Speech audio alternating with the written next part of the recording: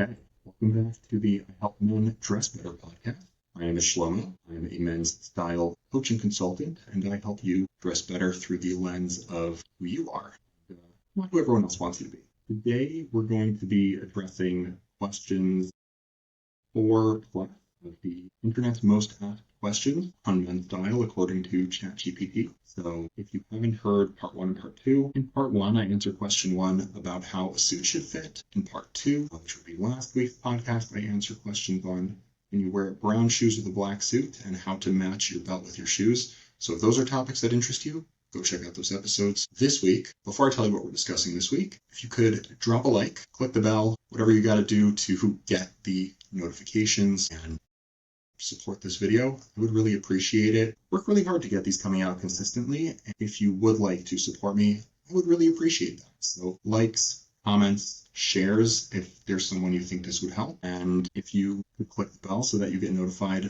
on new episodes, that'd be great. So today we are going to be talking about question 4, which is what socks should I wear with dress shoes? Now, here's ChatGPT's answer. Dress socks should match the color of your trousers or be a shade darker. Avoid white athletic socks with dress shoes. Think we can get that more robotic? Dress socks should match the color of your trousers or be a shade darker. Avoid white athletic socks with dress shoes. Let me know which ones you liked better. So what socks should I wear with dress shoes? I actually like this answer from ChatGPT, but I think we could expand on it. So the one thing that I would say about picking socks to go with your dress shoes is to try to match the formality above all else. After that, I would say then start considering the color. Now, this says to match the color of your trousers or your pants. You can also match the color of your shoes. I actually do this a lot.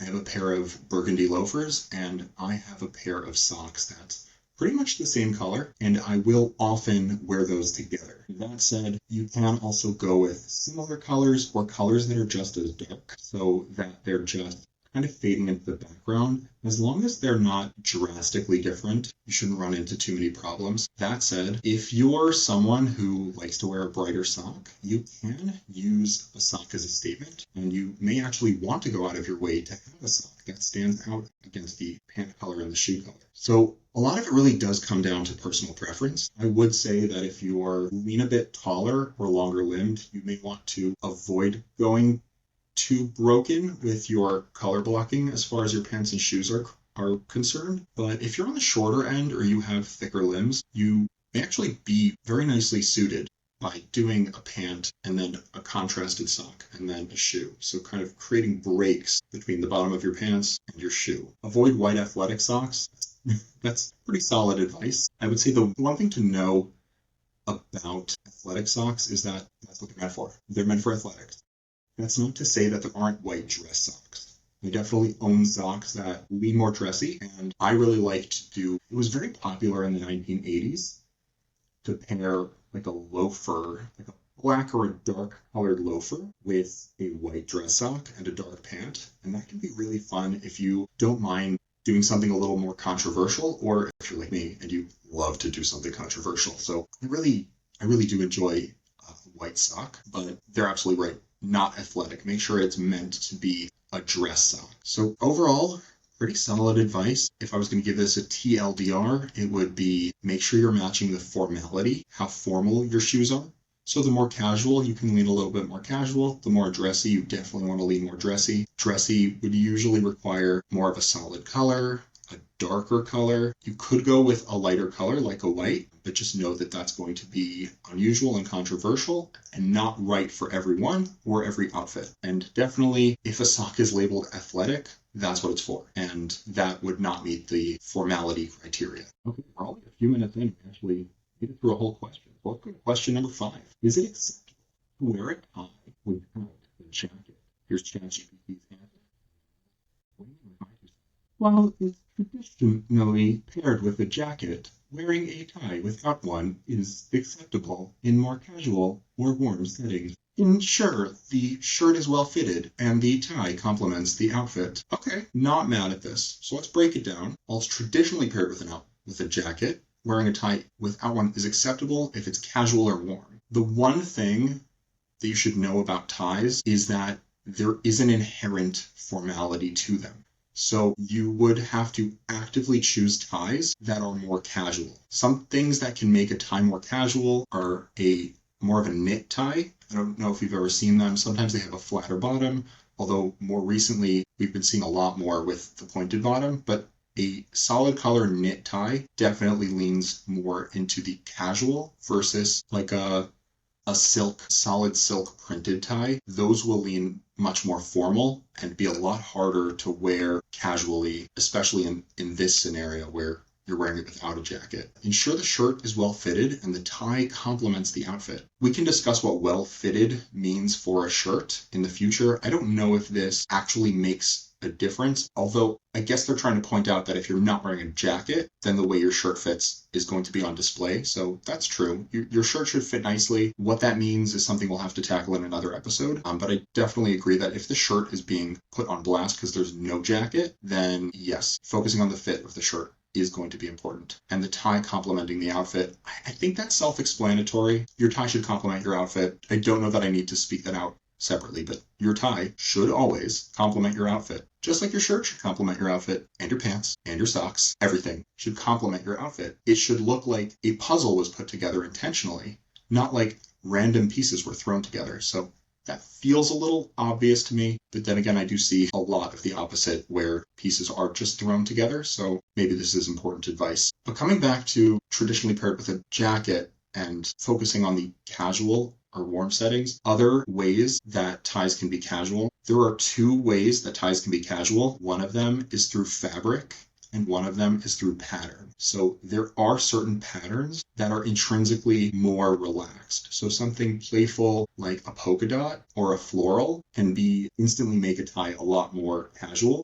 Or as far as fabric, something with a textured fabric, even if it's a solid color, or a physical textured knit, that can also pull a tie more casual. So make sure that you're choosing ties that have one of these two criteria, either a pattern that makes it more casual or a texture that pulls it more casual. Okay, this is a first. We're going to be able to get through 3 questions. So question 6, let's do it. How do I properly roll up my shirt sleeves? I wore the wrong shirt for this. Let's see what we've got from ChatGPT. To achieve a neat look, unbutton the cuff and gauntlet buttons. Fold the cuff back just below the elbow. Then fold again so only a third of the cuff is visible. Okay, so what they're having you do is that you are unbuttoning the cuff, and these gauntlet buttons would be the ones that are above the cuff, kind of more in this area. I'm really wearing the wrong shirt for this. You would fold the cuff once. Oh, they're doing that kind of fold. Okay, I definitely can't show this. An easy enough fold is just to fold it up once, fold it up twice. That's usually good enough. You can go 3 or 4, depending on the shirt, how the sleeve fits. This I'm going to have to come back to when I actually have a shirt that I can show you. But yeah, if you're going to try folding, you can always start with a very simple fold. Just make sure that it's neat. Make sure that in between each fold, you're pulling it out and straightening it and flattening it and then rolling it up again. It's a lot like folding paper. Like you want to make sure that the folds are nice and even and flat and smooth. Okay, question 7. I know that technically question 6 doesn't fully count because we didn't really knock it out of the park. We're going to hit question 7, and we're going to get really excited that we hit 4 questions today. So let's do this. What is the correct length for dress trousers? Dress trousers should have a slight break, meaning the front hem rests slightly on the shoe with a small crease while the back hem is slightly longer. I actually addressed this in my first podcast of the top. I actually addressed this in question 1 when we were talking about how suits should fit. And yes, this says that trousers should have a slight break. I would say the one thing you need to know about pants and how they're meant to fit is that your pants should almost always be touching your shoe. The wider your pant fits, the longer it should be, and the more it should interact with your shoe. And the slimmer your pant is, so the smaller the leg opening, the shorter your pant should be. And that can go up to a tiny bit of crop, so a little bit of visible sock, but any more than that is going to look off for most people. So if you want to play it pretty safe and ensure that you're always going to look good, the wider your pants are, slightly longer, slimmer, slightly shorter, but making sure that there is an interaction between the shoe and the pant. Okay, I'm gonna end it here. I know I probably could fit in a few more, but I would really like to we did a good thing today. We don't need to overdo it. Like all things in life, just because we can, doesn't mean we should. So I really thank you for taking the time to listen to this podcast. It really means a lot. I really hope that you learned something today. I would really love your feedback in the comments. If there's anything about the podcast that you'd love to give feedback on, or any questions that anything we discussed brought up for you. If there's anything that you found really interesting and it actually made a difference in your life, I would also really like to hear that. So please let me know down in the comments whatever it is that comes up for you. This is the I Help Men Dress Better podcast. I'm Shlomo Homnick. I help men dress better. Remember to like, subscribe, click the bell, follow, leave a comment, all of that, share. All of that would really, really help me out. I'm really on a mission to help guys be their most confident selves and really help guys better communicate who they are before they ever open their mouths. So if that's something you're interested in, or that's something you want to support, like I said, please, that's how you can support me. If you're interested in learning more about me or the possibility of working together, check me out on LinkedIn. That's the best place to reach me. So that's Shlomo Homnick on LinkedIn. Bright pink banner. You can't miss it. I post clips from this podcast there. I also post other content, other bits of written content, discussion questions, and I have a quiz there where you can find out your style archetypes. So that's the character that you most embody in the way that you feel and therefore the way that you dress. It's a little more complicated than that, but it's a really great place to get started if you were looking to take your style to the next level. So go check that out, and I will see you next week.